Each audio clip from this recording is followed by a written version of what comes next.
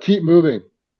In the Yeah, event of an attack, don't freeze. Commit to moving towards safety. If yeah. gunfire or explosions occur, move laterally to get out of sight before assessing further actions. Mm. Now, there are exceptions to that. No, especially like if you are really trained in on locating, isolating, and engaging the threat and stopping Yeah, the threat. yeah. There are, but I'm talking, this is really talking about egress and avoidance right now. Yeah. So those more tactical issues are things that Kevin and I have talked a little bit about in previous episodes too. We've done shows on that. So go back and watch that. But generally speaking, that's what we want. We want to move laterally. We don't want to move in the same direction with exceptions. Yes. So keep moving. And if you're in your car, that's another show that we should do. Oh yeah. Um, Great one. if you're in your car, keep moving. If you're surrounded by a horde of people, Yeah. but moving slowly and deliberately with your doors locked and a bunch of other stuff. So keep moving. If you have to duck behind cover or concealment to assess what's happening, that's okay. But the intention is for that to be temporary until you can figure out the next safe place for you to move, if that's what you're going to do. That's a Yeah. really, really tough one I find for people, right? Is they'll typically just bunker down. They're like, we're safe here, we're safe here. It's like, no, get off the X, right? Get your family out of there. So I think a great example of this is a mall, right? We see a lot of attacks at malls or a lot of attacks in movie theaters or things like that.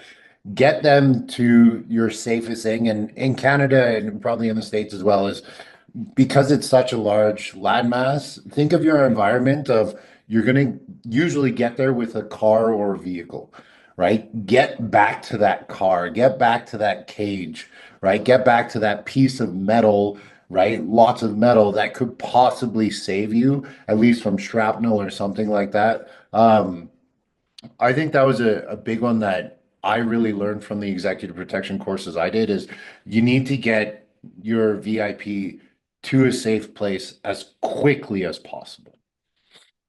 Yes. When Or that we call it the principle. principal, yeah, Yeah, but get them to safely as quickly as possible. And yeah, for me, like that's my priority. Once I know my wife is safe, yeah, she knows what I'm going to do next. In most cases, I'm going back. I'm going back in.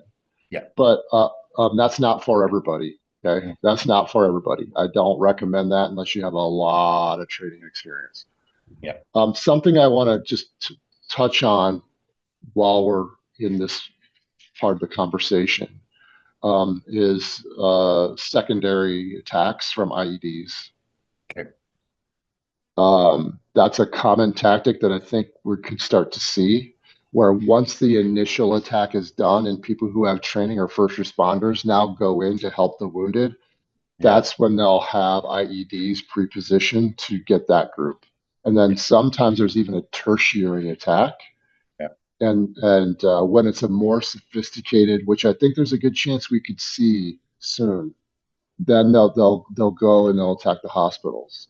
Mm, That's the tertiary attack. wow. There's other there are other forms of tertiary attacks, Yeah, but that's would be an example of one. yeah. So if you're gonna go back in, understand how to do that, understand what the timing is, and know that that's a very real risk. Nice. That's a really, really wise one. I didn't really think about because I was thinking more, I'm not in theater of war. Theater of war is always IEDs, right? Or at least it was. Yeah. Um, even though I didn't go overseas, still trained for it. But it's that whole idea, that whole premise of I'm going to go back. Like if there's an active shooter in a mall, can I go back and help get people out as long as my family's safe or whatever the situation? But if you think like a terrorist, think like the criminal, think like the bad guy, right? Where's the choke point? If you're looking at choke points as a civilian, are they looking at choke points as well and being like, once we get things going, they're going to come back and funnel into this exit, right? Stay away from those exits. Stay away from what Todd is calling a choke point, right? Where there's going to be a whole bunch of people. But yeah, it's a very, very valid point. Thank you for that. Use cover and concealment. That's the next one. There are some people who might not know what that means. Cover means it's going to stop ballistics or Mm, stop shrapnel. yeah. Um, and concealment means it's going to hide you. Ideally, it's both, but it's not always. But I want to add something to this as a caveat that isn't really thought through, in my opinion, in the firearms training world, like a lot of things. But think of think of cover as a continuum, not Mm, an all or nothing, because there are materials that will partially stop or yeah, probably stop yeah, ballistics or shrapnel, right? And that's better than nothing. And a yeah, lot of so if you have this all or nothing mentality, you think, well, that's not cover, that's not concealment. And there are examples that I can show you on video of people thinking that they're behind cover and concealment, but they're not behind either one. yeah, But yeah, they think they are because it's sort of like sticking your head in the sand. Well, I can't see them, so that means they can't see me, right? yeah, yeah, And or somehow just the assumption that that's going to stop the threat. yeah, So understanding that, and so when you're making assessments, when you're going through a venue or whatever place that you're at, make those mental notes. Here's the flow line, there are the exits, here's where I'll go. I can hop behind that. There's cover, there's cover. There's a mental note, there's cover, there's concealment, there's partial cover. So you always know what I would say, know your first five moves, mm, right? Just like when we're sparring, right? We always know our first five moves and how that's going to chain together. yeah. And it works in the same way. It's all fight IQ. Nice, nice, awesome. The next one, then stay low and avoid standing in open spaces. Hopefully that's obvious, but it's not always obvious. I once trained a SWAT team for a major metropolitan area. I'll just put it that way. Yeah, And I was told before I went that I will be shocked. You think that SWAT teams will be all squared away, and they're not. And there were SWAT team members who didn't use their cover.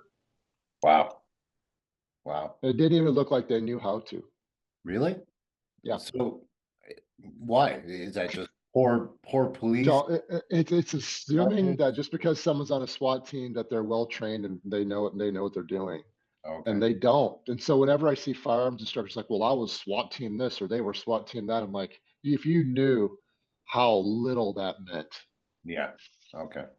And that's just an appeal to authority. That's all it is, to perceived authority. It's not. If people only knew the reality. Now, don't get me wrong.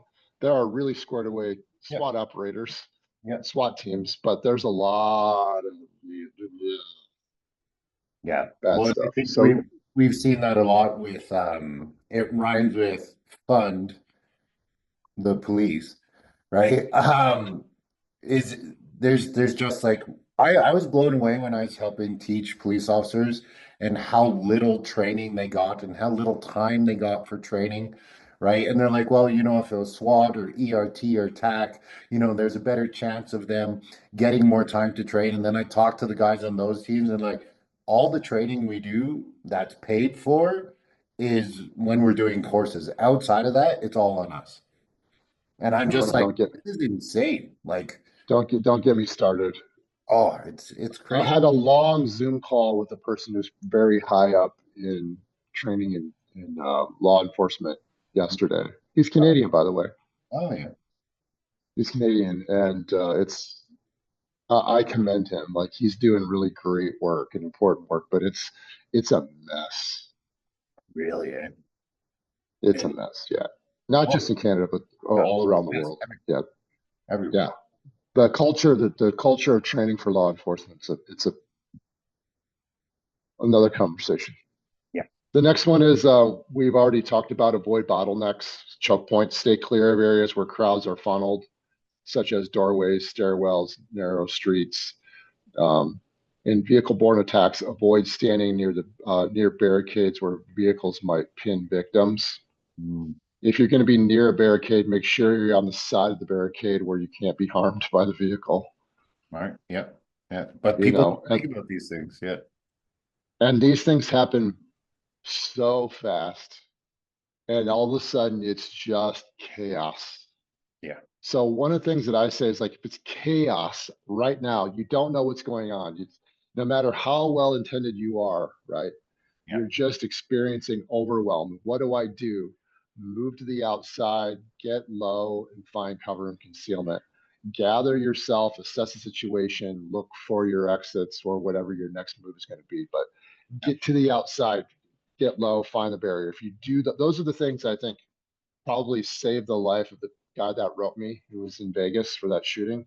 Yeah. Yeah. Either he was already on the outside or he got to the outside. And there was another person who communicated with me about a week later, said he was actually in a hotel lobby that during that same time, and that there was a shooting with with belt fed weapon in a hotel in Vegas at the same time.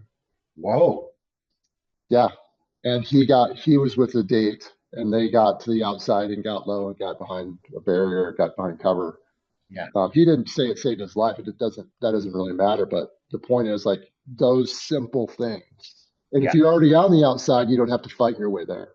Nice. You're Yeah. probably not going to get there if the crowd is rushing, right? You're already there. That's Yeah. why I'm stay on the outside. Yeah. And I don't think we talked about it, but just real quick for people, stay off of walls. Don't be directly on a wall because Yeah, if a round misses their intended target, it will hit the wall and follow the path of the wall. So a rule yeah, of thumb I have is always to be like yeah, half an arm's length or an arm's length away from the wall, right? Because they can bite you. yeah. And in CQB, if you're bumping against the wall, you're giving up your position. They can hear where you're at, Yeah. right? So that's another conversation.